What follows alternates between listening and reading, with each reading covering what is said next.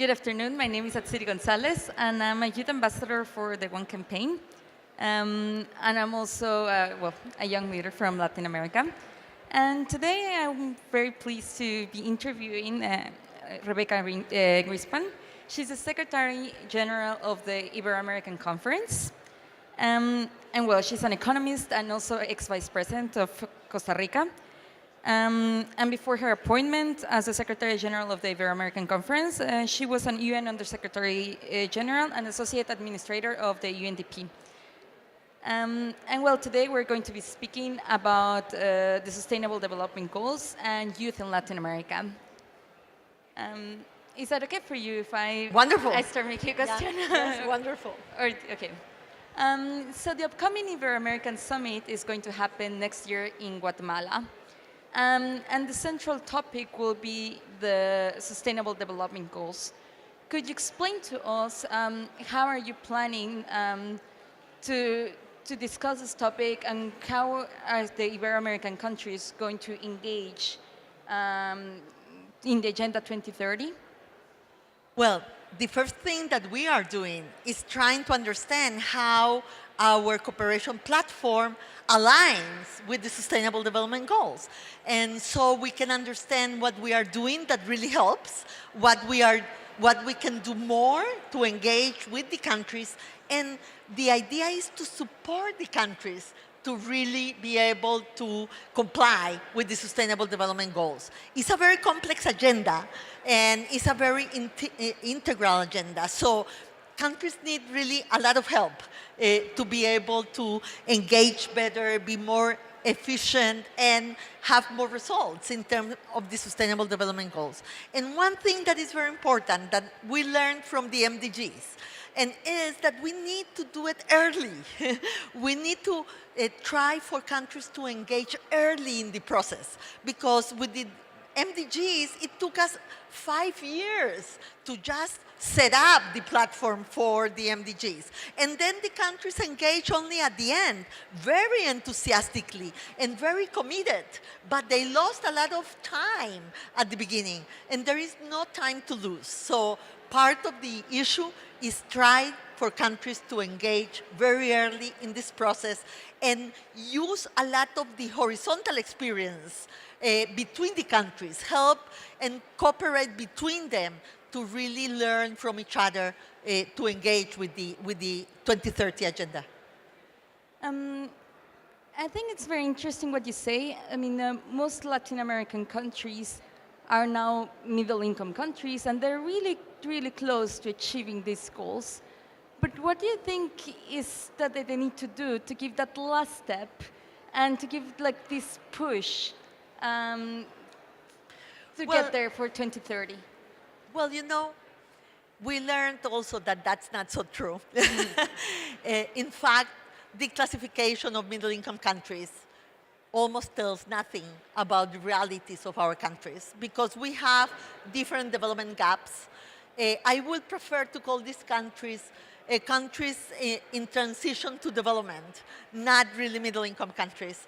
And you have such a diversity of situations between the countries and in the countries that I think that the classification, I am a little bit at odds with the classification of middle-income countries. That's precisely what we will discuss tomorrow in the panel that we are setting for this. And it is very relevant for the SDGs, because the SDGs, different from the former agenda, is a universal agenda. Because we understand that we all have a long way to go for sustainable development. We have a long way to go for equity. We have a long way to go for opportunities for everybody, leaving no one behind. And that is not necessarily dependent on only your level of income.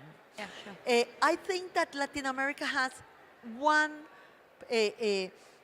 issue that has to tackle very early in this process that is transversal to all the SDGs, that is inequality. And I'm not talking only about income inequality that we call vertical inequality. We are talking about inequality between groups, horizontal inequality. we have to talk about gender. We have to talk about youth. We have to talk about indigenous population. And we have to talk about Afro-descendants. If we tackle those inequalities, many of the other MDGs will really come to light with more dynamism and with more possibilities to be tackled with. So I think that one of the main agendas of the region is really inequalities, income, but also horizontal inequalities. And talking about youth, what do you think are the main challenges that youth face in the region? But also, how do you think we can involve more youth in the implementation of the goals? Very important. Let me just say that you know that we have at this moment the largest group of people between 15 and 29 years old in Latin America. It's a huge opportunity, but it's also a huge responsibility. I think that the first thing we have to do is combat and change completely this idea that youth is the future, you know? Because all the time that we tell this to youth, what they immediately think is, oh, they want to tackle with our problems later on, you know? They are, in a way, postponing, you know, talking about the issues. And I think that we have to talk about this today. There is a phrase that I use a lot, and I'm sorry to use it again, but really in childhood and youth is when the reality that the short and the long term start at the same time takes concrete, a concrete phase, yes? So with youth, I think that are two things important. First, the society has to open the spaces for the participation of youth. They have to recognize them as actors, not as recipients of policies.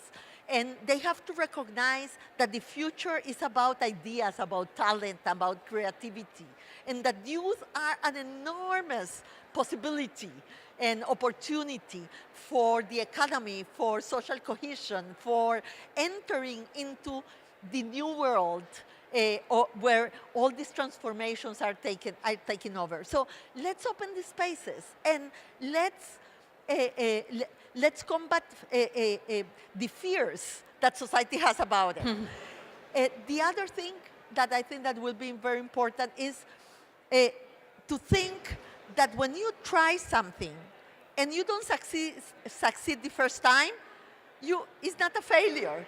It's an experience. You know, in the US, you will put in your curricula whatever you did, even if you didn't succeed it, because it will show your entrepreneurship, will show that you will take risks and you are able to put things together. In Latin America, you try something, you fail once, and you are a failure. Nobody will give you any financial aid anymore. Nobody will give you another opportunity. So culturally, we have to change. And that is part of giving youth much more space in politics, in social life, and the economy. And what do you think the SDGs offer for youth? I mean, in terms of shaping a future, what are the opportunities are there? Well, the first opportunity is to contribute. Yeah. Because there are no rights without responsibilities. And they have to contribute to make them happen. And so you can contribute from the school, you can contribute from the university, you can contribute from your work, you can contribute from your community. You don't have to wait for others. You can contribute today and have more agency in terms of making it happen. But the second thing that I will advise the organizations of youth is pick some of these SDGs and do not allow those to be expressed only in averages. Go and see what is happening in each of them for the young people. If really, you know, the average is reflecting what is really happening to this group. And be very aware that there is a struggle for the young to participate, but there are some that struggle more. Don't think that whatever you think about youth is really what everybody needs or everybody thinks. You have to build up the agenda. You have to understand the diversity within your own group. And what about women? What can you tell us about the challenges that women face in Latin America, and how can the SDGs provide guidance how to overcome these challenges? Well, one phrase, economic empowerment of women. If you do that, you will have so much achieved in terms of the SDGs. You can foster growth, you can lower inequality. Today, Christine Lagarde said also you will diversify much more the economy. You will invest much more in human capital and in health and education. You will really have much more social cohesion. You will have a voice for peace and development. Empower women, give women more autonomy, physical, social, and economically. And going back to the Ibero-American conference work and these issues, how are you translating into your work? What are you doing concretely to support this sustainable development goals and to support youth and women in the region? For example, at the beginning, you said that you wanted to promote the countries could share knowledge between each other. How are you promoting also South-to-South cooperation? Very important. But let me say that we have a wonderful project that we are investing a lot in, together with UN Women, that is to abolish all the discriminatory laws and regulations in Ibero-America that are obstacles for the economic empowerment of women. You will be amazed at the number of rules and laws and regulations that act against the economic empowerment of women. If we at least can really have a movement to abolish those laws from our formal legal framework, we will achieve a lot, because it will help awareness, but it will impact immediately on women empowerment. And with respect to South-South, we have a wonderful South-South platform because we don't substitute the countries. The countries continue to be in the driver's seat of development. And what we do is that we facilitate that to happen. So our programs are programs where countries participate voluntarily. When they participate, they have to pay to be in the program. They manage the money themselves. They choose the main projects they want to invest, and they do mostly technical assistance between all of them. And it's amazing what they have achieved, only with a very simple mechanism where they really have obligations, but at the same time they benefit from the programs and the learning between all of them. We are very good on that. I don't want to be extremely immodest here, but I can be a little bit because I didn't create this platform. I inherited it. And I think that is a wonderful job that has been happening during the last 25 years. Thank you very much. Thank you. I look forward to see the outcomes of the conference and see how SEGIB supports the SDGs. And now, if you don't mind, I would like to ask you a couple of questions in Spanish. Yes, please. It will be easier for a me. lot of the same, but also so we can disseminate this content for Spanish-speaking audiences. Please. ¿Cómo promueve SEGIB la cooperación de sur a sur? Y también cómo promueve los objetivos del desarrollo sostenible. La SEGIB tiene, en mi opinión, una de las plataformas de cooperación sur-sur y triangular más desarrolladas del mundo, no por el monto de recursos, sino por la metodología de trabajo. Y tenemos dos instrumentos importantísimos. Uno es que tenemos un informe de cooperación sur-sur, donde todos los países nos dan información a través de indicadores que hemos desarrollado en conjunto para saber qué está pasando, qué países están haciendo sur-sur, qué tipo de cooperación sur-sur están haciendo, en qué áreas. Y por lo tanto tenemos un instrumento de rendición de cuentas que hemos desarrollado durante mucho tiempo y que es el único en el mundo.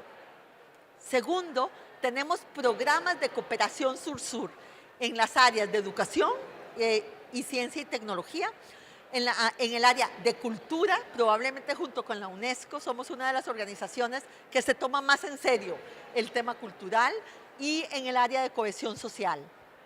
Y en todos estos, en estos 3 áreas, los países proponen un programa de cooperación. Los que creen que es un programa de cooperación que debe salir se asocian a él. Al asociarse tienen una unidad técnica y un comité que toma decisiones, y tenemos programas en cine, en teatro, en museos, en archivos, en bibliotecas, en primera infancia, que están manejados por los países, que toman en cuenta las experiencias particulares de cada quien y donde hay una gran cooperación entre todos ellos. Ok. Y finalmente, ¿podría mandarle un mensaje a los jóvenes de Latinoamérica que quieren involucrarse más en los objetivos de desarrollo sostenible? Lo primero que yo digo es, involúcrense. Hay muchas formas de participar. Se puede participar en su escuela, en su universidad, en su comunidad, en su lugar de trabajo. No hay que esperar. Yo creo que cada uno de nosotros tiene el deber de involucrarse en la consecución de un mundo mejor y de los objetivos de desarrollo sostenible. Y búsquennos, vean nuestra web, vean los programas que tenemos. Tenemos fantásticos laboratorios de innovación donde lo que hacemos es darle cabida a las ideas de los jóvenes que quieren participar en su comunidad, que tienen ideas para resolver los problemas. Involúcrense con nosotros en los laboratorios de innovación ciudadana. Lo agradeceremos nosotros, pero fundamentalmente la comunidad en la que están insertos. Los esperamos. Muchas gracias.